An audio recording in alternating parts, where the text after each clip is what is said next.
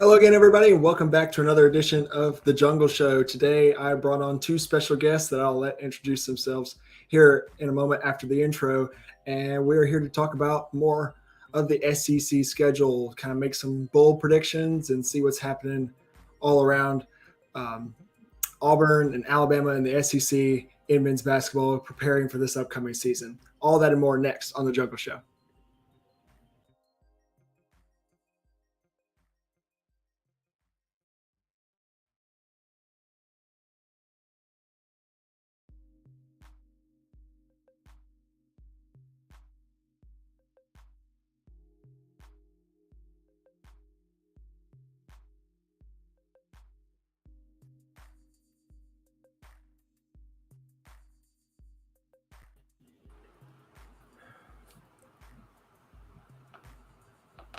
Hello again, and welcome back to another edition of the Jungle Show. We are here again, and you see my two special guests. No Chris today; he is out. He is on his way down to Auburn for tomorrow's Auburn football game, and we'll get to a quick discussion about Auburn football here in a second. But we're here today to continue our talk about previewing the SEC schedule, looking at some of the games, some of the TV times that were announced this past week, and kind of take a deeper dive and make some predictions, see what games we like and don't like. And to do that, I am not just myself today. I brought in my co-host on Students of the Game on the Tony Curry Radio. I brought in my guys that I've been friends with ever, and two Alabama guys. I don't think I'd ever say I'd ever bring them on in this podcast, but I'll let them introduce themselves. We'll start down at the bottom with Alex.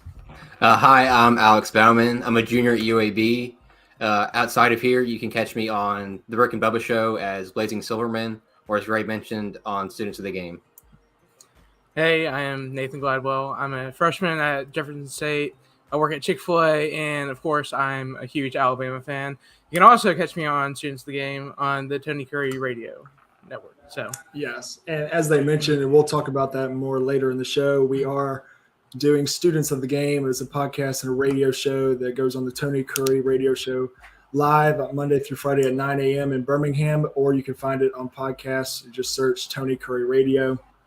So we do that. We did our first one last week and plan to do our second one on Monday. And that went really well. We're excited to continue doing that. But let's get right into this. So, yes, this is a basketball show. And we're here to talk more about the basketball schedule, continuing what Chris and I talked about in the past. Again, it's so weird calling him Chris. I just want to call him Dad or Coach Chris. But continue that discussion about the SEC schedule that was released and maybe get some of y'all's the big reasons I brought y'all in is to get y'all's thoughts, not just from an Auburn insider perspective and myself and Chris, but to also get an Alabama's perspective and even an outsider's or any outsider's perspective. But so here we are. But let's talk a little bit about what in the world is going on with Auburn football.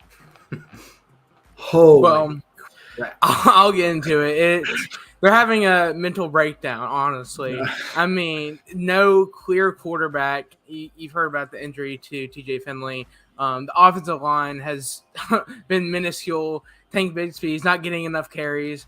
So, honestly, it's just one of the situations you want to just throw your hands up and say, what's going on, guys? You're right. You're exactly right. I mean, Brian Harsin seems to be really on that hot seat now after that loss to Penn State. I mean, I don't know who they would hire other than Brian Harsin. I don't see that clear candidate out there.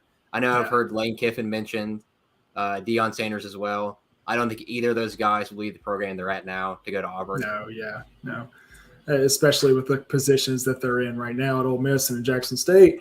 But you also look at other candidates like Mark Stoops and Hugh Freeze. I don't think either of those would leave to come to Auburn either, especially with the difficulty of that Auburn football head coaching job that we have obviously made very clear of how difficult it actually is. Yeah, especially looking at this offseason. I mean, the stuff that Brian Harsin went through with the whole scandal. I mean, who wants to put themselves in that position and have the boosters come down on them? And honestly, how much longer does Brian Harsin have? I mean, with the boosters, I mean, you saw what they won in the last year, and it obviously didn't work out. So this year, it's kind of going downhill pretty fast. So when can we end up seeing him fired? Maybe. Or Yeah, well, maybe I will decide to leave. say if he loses tomorrow against Missouri, I think we'll know before Sunday at lunchtime if he's gone. And that's just a matter of you have an interim AD right now after Alan Green left, and that's one way to start your interim ship or whatever it's called. Firing your head football coach. Firing your head football coach is something, but that just all of the dumpster fire that Auburn football is leading to happier days under Bruce Pearl and Butch Thompson in basketball and in baseball. So, and that's what we're here to talk about is basketball. So let's get right into this. We're going to talk a little bit about the SEC schedule, but first I want to kind of mention, I want to get both of y'all's thoughts on this Auburn team upcoming. Of course, we saw them in the 3 games against Israel. You saw them play 3 different levels of competition. You saw them play against guys that just got out of high school, probably shouldn't be playing against them. You saw them play against not necessarily professionals, but other kind of college all-stars, players that they matched up really well against. And you saw them play against guys that were picked top 10 in this past year's draft and had been playing together for 10 years. And you saw 3 different performances from this Auburn team. What do you kind of make of this team with the loss of Kessler, the loss of Jabari Smith? Yes, we understand those are huge losses, but you replace them with guys like Broome. You bring in a guy like Traore and a guy like Westry and Donaldson. You bring everybody back. What is the build of this Auburn team? What do you expect from them? I expect a lot of leadership from the older guards like Katie Johnson, Wendell Green Jr., and Zeb Jasper. It's like expect the guys to step up and play a lot better than they did at the end of last year, especially Katie Johnson shooting that horrible percentage. 14. Good Lord. And expecting the younger guys to help replace the output that Jabari Smith and Walker Kessler left behind. Yeah, I mean, obviously huge losses. I mean, Jabari Smith, obviously very high lottery pick. It's going to be all about forming an identity overall and establishing chemistry. And with like a lot of these young guys, we know what they're capable of. I mean, that's why they were recruited. So just like going and letting them play and kind of form this chemistry with each other. And as the season goes on, I think they'll perform better each game. Yeah. No, I 100% agree with both of y'all just there. It's about forming that team, forming that identity, meshing the new guys into those roles that Jabari and Walker left to go to the NBA for. But I also want to get y'all's thoughts on the team that y'all are going to watch more closely this season and the team across the state. I will not mention their name. What do you expect from Nate Oates' squad? What kind of team is he bringing in after the losses that he lost last year with Shackelford and J.D. Davidson, but keeping a guy like Quinterly and bringing in guys like Brandon Miller, et cetera? What do you expect from Nate Oates' Alabama team? I expect a much better team than it was last year, especially with all those additions, especially Damar Burnett coming back from that injury. Definitely going to see a better team, maybe similar to what they were doing when they lost to UCLA in that tournament run. Definitely probably better than that team. High expectations.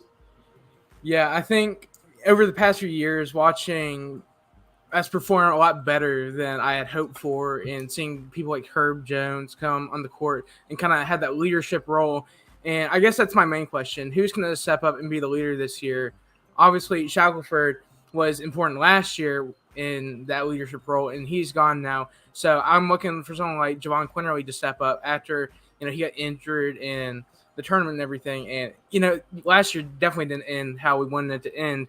But, hey, let's go ahead and get off to a hot start this year. And I want Javon Quinterly to be that leader of that team. Yeah. I like that. That's really good analysis for both of y'all. Taking that, just like Auburn and just like a lot of these really younger, but not necessarily younger, but newer SEC teams and players, molding them into the team that they need. That's shown success in the past, and that is going to show success this year.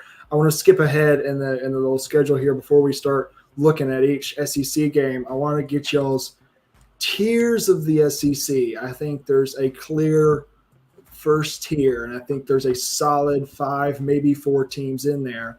If not, the fifth team is like lower or really higher tier 2. Maybe they're only tier 2. But I think there's a clear top 5 in the SEC. And in no particular order, I think it's Kentucky, Arkansas, Alabama, Auburn, and Tennessee. And I think there's a huge drop after those 5. I mean, you got teams like Florida and Texas A&M, and I mean, maybe Ole Miss catches up a little bit. South Carolina, I don't know. South Carolina's going to be good. They have the number 1 player in the country, Gigi Jackson. But what do you expect from those top 5? Are you expecting dominance? Are you expecting one team to take over? What do you see from those 5? Kentucky, Arkansas, Tennessee, Alabama, and Auburn? I definitely think Kentucky. I'm sorry about that, Alex. I just cut you off right there. I definitely think Kentucky's going to be out for revenge after getting stunned last year in the tournament. I mean, they still have Oscar Tshiebwe, so look for them to have a stacked team, and obviously they're going to try to, run the table. They want to be, looking like a blue blood again. And I know last year they had some, pieces that were missing to the puzzle, and I think that it will be a little bit of a more filled-in puzzle this year. One team I'd look at for is Auburn. Hopefully Bruce Pearl can get that team over the hump that they just cannot seem to get over, especially with that Virginia Final Four loss. Yeah. So look out for Auburn. It was love you bringing that up, Alex. So thanks. Okay. No, yeah, you're exactly right. I think and one team I'm gonna mention one team here. I think Arkansas has a chance to be very good. I really like Eric Musselman as much as I dislike him being the head coach of Arkansas. I really like him as a coach and as a recruiter, and he's brought in an unbelievable class, the number 2 class in the country this past year, only behind, or maybe it was the number 3 class, only behind Duke and Kentucky. But his ability to do whatever with his talent has not been shown yet because he's been playing with guys that he's been playing with 3 and 4 stars. He hasn't had that over the hump recruiting class yet, and now he has. So what kind of jump does Arkansas make from last year or a few years ago to this year? And that's a team I would watch out for. But yeah, go ahead, Nathan. We've definitely seen flashes of this Arkansas team from last year. Yeah. Obviously, big win over Auburn at home, mm-hmm. And certainly there were moments in the tournament you get to point out and say, hey, this looks like a really, really good team. They can go far. And, just like you said, with better recruiting, you want to see Eric Musselman perform a lot better. And I think this is the year they do it. So maybe a Final Four run, maybe a championship run if they can get all the pieces in the right spots. So it'll be interesting to see. Yeah, and this is a Kentucky slander podcast. So and where I was going with Eric Musselman hasn't been shown – or he hasn't shown how he handles his 5 stars. Well, John Calipari has. He loses to St. Peter's. So,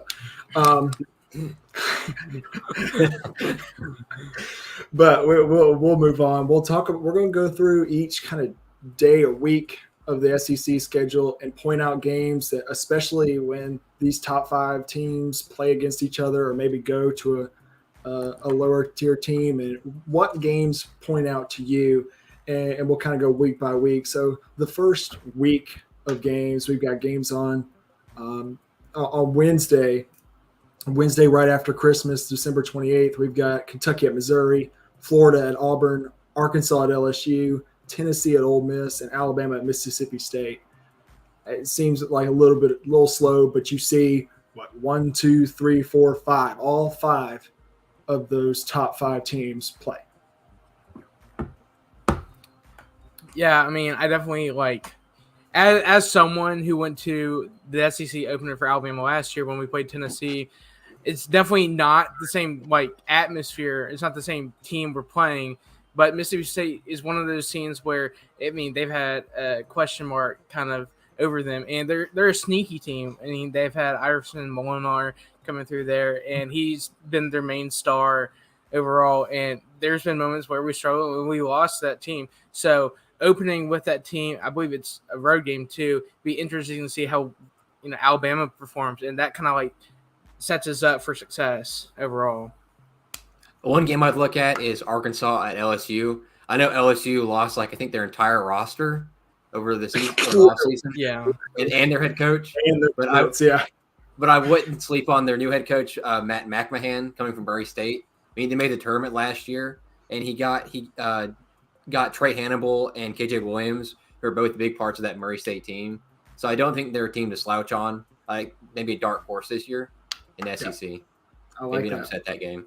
I like that game. So, well, I'm going to kind of mesh these two midweek games. The next week, there's games on Tuesday and Wednesday. These are January 3rd and 4th. You've got Ole Miss at Alabama, Mississippi State at Tennessee, South Carolina at Vanderbilt, LSU at Kentucky. That could be interesting. Auburn at Georgia, Missouri at Arkansas, and Texas A&M at Florida. And one game that sticks out to me, and it doesn't have one of those top 5 teams, is Texas A&M at Florida. I think if you had to make a tier 2 of teams and only have 2 teams in that tier 2, I think it's those 2 teams. Texas A&M bringing a lot back. Buzz Williams, they're not going to be winning these unbelievable games. They're not have a crazy atmosphere, or they're not going to go on the road and beat Kentucky or Alabama or Auburn or stuff like that. But they can go and win at Florida. And Florida, with their new head coach, Todd Golden, Bruce Pearl, a Bruce Pearl disciple of that, a former Bruce Pearl assistant who made the tournament with San Francisco the past 2 years. He's a great hire at Florida. They still have Colin Castleton. I think that's a game to look out for. Oh, yeah, definitely. I mean, Texas A&M is one of the sneaky teams like Mississippi State, of course, and with Florida kind of being in that median kind of team pack tier 2. I mean, going on the road at Florida is definitely one of those crazy atmospheres. But we've seen teams come through there before and pick up big wins. I think Texas A&M. I would love Texas A&M in that matchup actually. So it's definitely going to be interesting to see once that game rolls around, who will come out on top. Yeah, most definitely. It's going to be interesting to see the identity of both these teams in that game. Yeah, absolutely.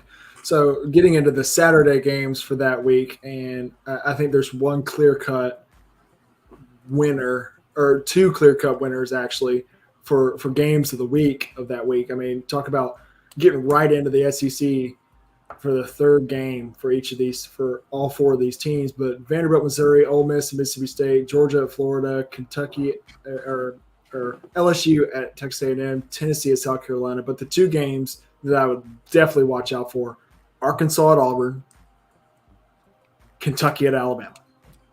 I mean, come on.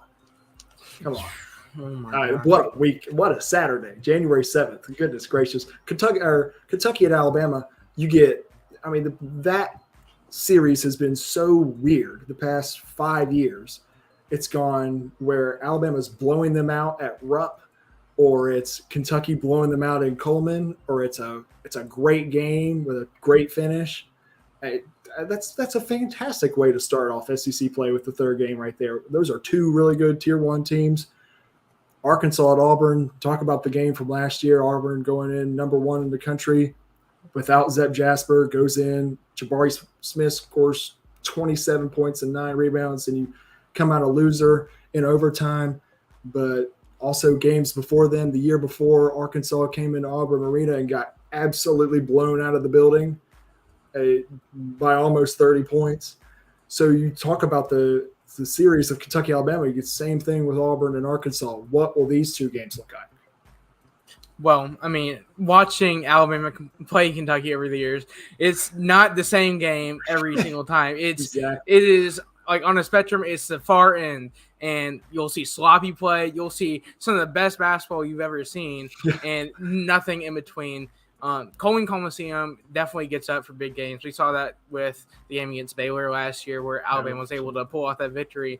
And you want to see fan turnout, definitely. And Kentucky is made to kind of perform under this kind of type of pressure, and it's going to be crazy to see if people actually show up and watch the game. And obviously, it depends on the team's identities. So if Alabama can come in and be dominant, then I like to see them take that game. But if Kentucky is already looking like the Kentucky team we're used to, then I don't think Alabama will have a chance. Yeah, looking at Alabama in that Kentucky game, Oscar Tshiebwe was dominant last year, but in the beginning moments of that game, Charles Bediako is actually playing really well against him, but he got foul trouble early, and Oscar Tshiebwe helped Kentucky win that game. So hopefully Charles Bediako, I want to see him challenge Oscar Tshiebwe this year with having another year under his belt. Yeah, he's got a chance to do that really early in the year in the third SEC game. But going into the next week, the midweek games, you've got Florida at LSU. That could be a good one. South Carolina at Kentucky, Auburn at Ole Miss, Vanderbilt at Tennessee. And then on Wednesday, you have Alabama at Arkansas, and then Mississippi State at Georgia, Missouri at Texas A&M. We don't care about those games. But Alabama at Arkansas is the immediate whoa in that, every time these top 5 teams play against each other, no matter where, no matter who, I think it's prime for a great game. And that's exactly what you have at Alabama, Arkansas, Wednesday, January 11th. Yeah, it's in the past, it's definitely been one of those kind of rivalry games. I mean, you've seen kind of fights break out. There's definitely a lot of emotion packed into it. And with what Nate Oates brings to the table, I want to see him game plan just for that certain game. I want there to be no emotion. I just want it to be strictly business. I want them to come in and play their absolute best and none of that extracurricular stuff. And, Arkansas is the type of team that, they want to see that. They want to see emotion. And that's kind of the weakness of certain teams. So Arkansas needs to attack that. Alabama needs to defend it. And it's going to be up in the air what happens. Yeah, looking at that game, that's right after the Kentucky game. So say if Alabama were to drop that game, how do they respond? Yeah. And if they win that game, how do they keep maintaining that high? Yeah, that's a great point there, Alex. How does Alabama respond to that? And you talk about that Saturday. If Alabama were to beat Kentucky, how does Kentucky respond when they go to Tennessee the next Saturday? I mean, you talk about just every single week, every single Saturday, you've got one of these teams playing a big game, and that just makes it better and better. You've also got LSU at Alabama, Texas A&M at South Carolina, Arkansas, Vandy, Mississippi State at Auburn, Missouri at Florida, Georgia at Ole Miss. Some really good games that Saturday as well. But Kentucky at Tennessee is one that just pops my eye. I mean, especially if Kentucky's coming off that loss, man. It's crazy to see. Coach Calipari, he knows what he's doing. I think even if they do come off a loss, I think he'll kind of change their mindset and get them ready for that Tennessee game. And if not, I think Tennessee has no problem taking care of Kentucky. Yeah.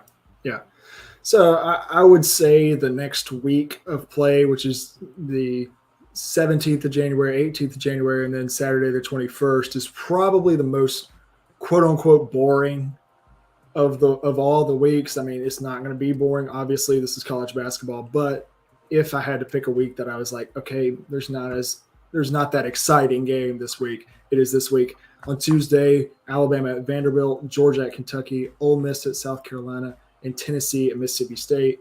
Wednesday, you have Arkansas at Missouri, Florida at Texas A&M, and Auburn at LSU. Florida at Texas A&M and Auburn at LSU could be interesting games, especially with Bruce Pearl and Auburn. They have to find a way to win on the road, no matter who they're playing, no matter if Jabari Smith is on the floor or not, because all the games on the road last year, especially towards the end of the year, the reason Auburn was in the game was Jabari Smith and was his shooting ability. They have to find a shooter. They have to find a guy that can not only shoot in Auburn Arena or Neville Arena, but on the road as well. And on that Saturday, you got Ole Miss at Arkansas, Vanderbilt at Georgia, Texas A&M at Kentucky, Tennessee at LSU, Florida at Mississippi State, Alabama at Missouri, and Auburn at South Carolina. So no unbelievable games that week, at least. Yeah, I might just be sleeping. So, okay, the next week, the midweek games, you have Missouri at Ole Miss, Kentucky at Vandy, LSU at Arkansas. Nothing crazy there. Then Wednesday, January 25th, you got Georgia at Tennessee, South Carolina at Florida, Mississippi State at Alabama, and Texas A&M at Auburn. No crazy games that midweek either, but that Saturday is none other on January 28th in the Big 10, or not the Big 10, the Big 12 SEC Challenge, where there's some unbelievable matchups in this game, and especially if you see the Big 12 at the level that they were last year and the year before, playing against some of the teams that the SEC has at this level now. Some great matchups. I'll list them out all right here. Alabama at Oklahoma, Arkansas at Baylor, Auburn at West Virginia, Florida at Kansas State, Kansas at Kentucky. Are you kidding me? Texas Tech at LSU, Ole Miss at Oklahoma State, TCU at Mississippi State, Iowa State at Missouri, Texas at Tennessee, South Carolina at Georgia, and Vanderbilt at Texas A&M. Those are the 4 teams that didn't didn't finish in the top 10 last year, so they don't get in the SEC Big 12 Challenge this year because they're sad. But both Alabama and Tennessee almost playing SEC games, playing against Oklahoma at Tennessee. What game sticks out to you the most in that challenge? I'm going to speak on Alabama a lot, just because that's probably the team I'm most familiar with, obviously. But watching last year when we played Baylor at home, there were definitely moments where the team shined, and Nate Oates had the team electrified. But that was a home game. This is different. We're on the road. So, I mean, how do we perform? Obviously, we haven't been a super good road team in the past. We've struggled with shooting, turnovers overall. And Oklahoma is not a bad team. So, it's one of those games where you're just praying. You're obviously praying for us to come out and have a good game. And if it doesn't happen, then you're going to lose. That's just the bottom line. Yeah. One game I'm keen in on is Kansas at Kentucky. I think that's why maybe the game of the year right there. Yeah, unbelievable. But it's going to be interesting to see how Bill Self replaces Ochai Agbaji and Christian Braun from that championship team, and who steps up. And then with Kentucky, can they upset them at that point? Yeah, no, I agree. That's an unbelievable game. Obviously, I'm going to speak on Auburn. Auburn going to West Virginia. You get to see these guards, Wendell Green, Zeb Jasper, Katie Johnson, maybe Chance Westry, if he plays a little bit of the point guard slot. You get to see him go up against Bob Huggins and his press at West Virginia. I mean, that's a huge test in the middle of SEC play to go up there and get pressed up and down for 40 minutes. I'm excited to see what kind of response Auburn has off of that. So moving on into almost to February, we got January 31st and then February 1st of the midweek games, Tuesday and Wednesday. Nothing too crazy. Kentucky at Ole Miss, Vanderbilt at Alabama, Mississippi State at South Carolina, and Texas A&M at Arkansas. And then on Wednesday, Georgia at Auburn, LSU at Missouri, and Tennessee at Florida. I think I like the Tennessee at Florida matchup. Maybe Florida has figured something out, have a little bit of identity by then. Maybe, I think Tennessee is the most vulnerable of those top 5 teams next year. Maybe we see them, get upset there. Maybe not. It's all about identity. Got to see what they come out with. But Saturday continues to pick up the heat. Florida at Kentucky, Alabama at LSU, Missouri at Mississippi State, Arkansas at South Carolina, Auburn goes to Tennessee, Georgia at Texas A&M, and Ole Miss at Vanderbilt. Is there a specific game that really catches your eye, not just on that Saturday, but in the midweek as well this week? I'll let Alex go ahead and speak on this. Definitely Alabama at LSU. I mean, at that point, LSU had hopes to figure out their identity, especially with Trey Hannibal. I expect him to be dominant this year, maybe a dark horse for SEC Player of the Year. I was just amazed by what he was doing last year in the tournament. So definitely keep an eye on that and how they defend him. Yeah, absolutely. I'm going to pull up a comment right here real quick. Dustin, gotta love Dustin, but he wants Virginia.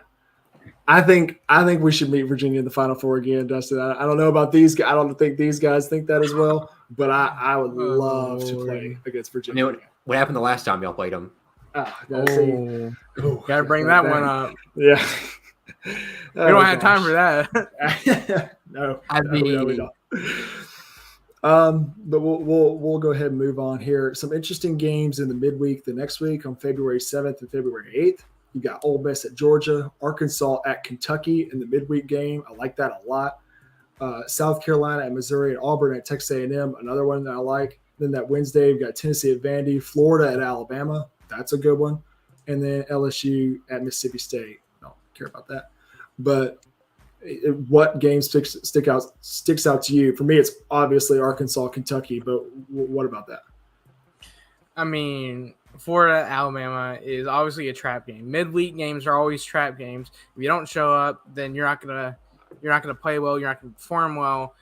It's almost like you've been sleeping the whole day, and we've definitely seen that from teams last year. It happens every year. So every year. Yeah. How many times are you just gonna show up to this midweek game and it's just another game? Because it's never been like that. Yeah.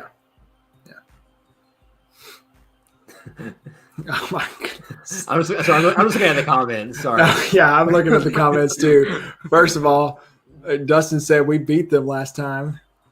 Not when it mattered. After a double dribble. It was a double dribble. They know that. They missed it, right? Yeah, they did miss it. Yeah. Nolan. Oh my gosh, I can't with him. And then old Chris is back. He is down. He's down here at Auburn. We're going to go in a little bit. We're going to go to dinner with him, but that'll be fine. So going right in to that Saturday, I think this Saturday is one of the most exciting in terms of, especially with the three that I have on the show right here. Saturday, February 11th is Vanderbilt at Florida, South Carolina at Ole Miss, Missouri at Tennessee, Mississippi State at Arkansas, Kentucky at Georgia, Texas A&M at LSU, and then Alabama at Auburn. And it seems like, and I'll just say this, when was the last time Auburn and Alabama had a Saturday game? I can't remember. It's always midweek. It's always midweek. When the schedule came out, my dad and I were both talking like, what? Like, when did we get we got a Saturday game against Alabama, especially in Neville Arena? What? Like, I don't think so. I'm just going to go ahead and forget that game exists. Gotta have hope. Yeah, that's going to be fun. But that'll be a fun Saturday. And then next week, you see the games just continue to get better and better and better. Missouri at Auburn, LSU at Georgia, Vanderbilt at South Carolina, and then Wednesday, Alabama at Tennessee. Goodness. Kentucky at Mississippi State, Arkansas at Texas A&M. I like that. And then Ole Miss at Florida. I think there's two games that I really like there. Obviously, Alabama and Tennessee, and Arkansas at Texas A&M. What do y'all think? Arkansas at Texas A&M is going to be a crazy game. Obviously, you want Eric Musselman and his team to come out and just, take control down there in College Station. But, College Station's a weird place to play in football and basketball. I'll definitely comment on that. But, it's all about what kind of Arkansas team comes out, because we've seen them struggle with some lesser teams at times, and they're playing down through their opponent. I can see Texas A&M taking that at home. Yeah, absolutely. All right, we're going to go ahead and kind of speed this up because we want to talk about something else as we want to talk about students of the game as we finish up here. But talking about games, talking about other good games that are left in this schedule. Saturday, February 18th, that Saturday, Tennessee at Kentucky. That's a great game.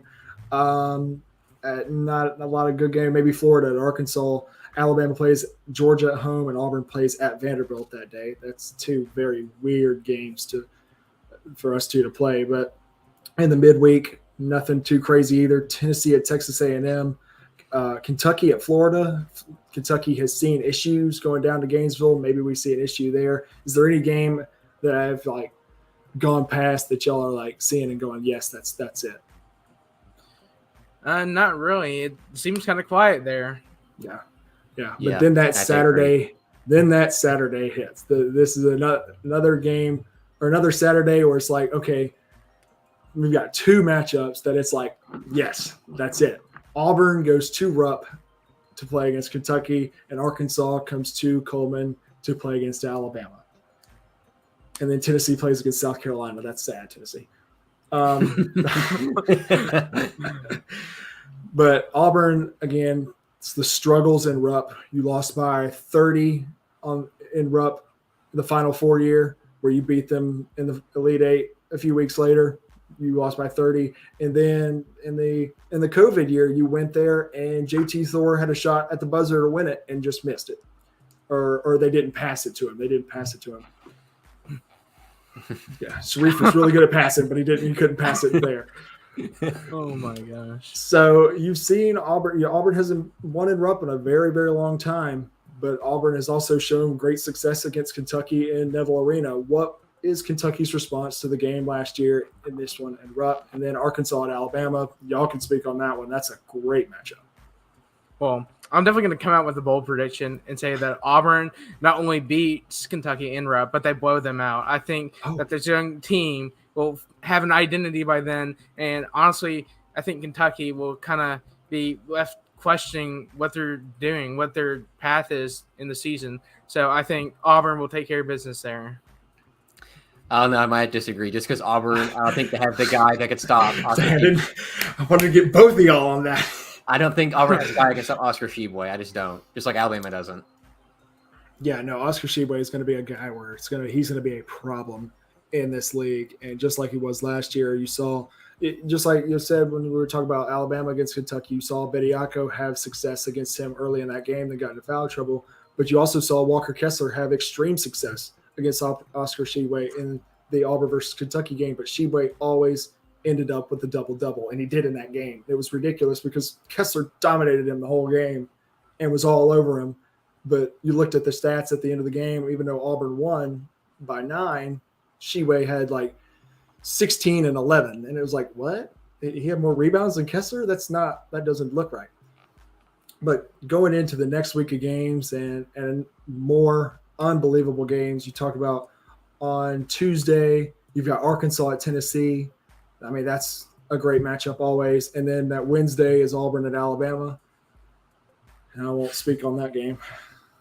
Well, we'll see. I remember last year, so. Well, last year we had Jabari Smith.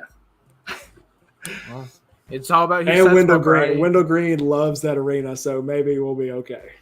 I don't want to think about that. Then the last Saturday hits on March 4th, right before we go into the SEC tournament.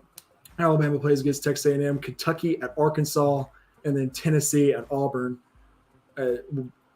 Will Auburn again be looking for revenge, just like Arkansas early in the year? They get a game against Tennessee where they lost last year, going in higher ranked and at Tennessee. But this year, Tennessee comes to Auburn. Will Auburn be looking for revenge? What kind of Auburn team shows up in that game? What do y'all think about that Kentucky-Arkansas game, though, in Bud Walton? I mean, I think it's definitely one of those games. I think it's going to be a lot similar to the Arkansas-Auburn game. And I think that Arkansas is just going to have way too much energy, and they always have a great turnout in that arena. So I think 20,000 seats. Yeah, it's crazy. It's crazy, and they're very loud and obnoxious, and that's what Arkansas fans. Yes, they are. That's the perfect way to. But it definitely puts them over the top, right? Every time. I think that game actually might decide the first seed in the SEC. Yeah, I could see that. I could totally see that, especially if Kentucky wins at Alabama and Kentucky wins at home against Auburn and Kentucky goes to Tennessee and wins.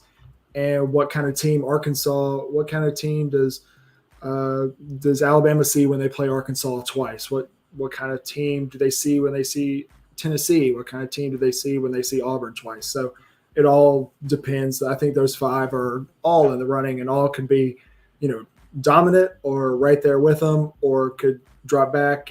But I don't think they're dropping back lower than 5. So we'll go ahead and start wrapping this up. Before we get out of here, I want to mention again, you can find us 3 on Students of the Game. If you search up Tony Curry Radio, we'll do our second one next week. It also goes live on the Tony Curry Radio at 9 a.m. Monday through Friday. And I'll let Alex kind of talk about that. He's the main dog there, but again, you can find me here every Friday at 6 p.m. on Auburn Daily's YouTube channel, Auburn Daily's Facebook page, and Twitch live stream. And but I'll hand over the floor to Alex to continue talking about Students of the Game. Catch us on Tony Curry Radio. We go live 9 a.m. Every day during the week, or you can catch them on the podcast network. Just search Tony Curry Radio wherever you get your podcast. The show is really about sports. We first week we focused on the schedule that they had that past weekend. we start the show every time with Triple A, which is where we recap big stories from the week that really weren't what we were going to focus on later in the show. This week is going to be all about talking about the 2023 SEC football schedule. So catch us on that. Yeah, moving straight over from the basketball schedule on the Jungle Show to the football schedule on Students of the Game. I'll let both of these guys tell you where they can find them on Twitter and all sorts of social media platforms, and then we'll get out of here. Nathan, we'll start with you. Well, my ad's official Nate YouTube. I don't really have a YouTube, but if I did, maybe you'll find me on there one day. So that's about it. You can't really find me anywhere else. Yeah, I'm on Twitter at AlexBauman_2. You can catch me on there. And I'm at Twitter at Gray Oldenburg or on Instagram at GrayO21. We will go ahead and get out of here and see y'all next time on the Jungle Show. War Eagle. Roll Tide.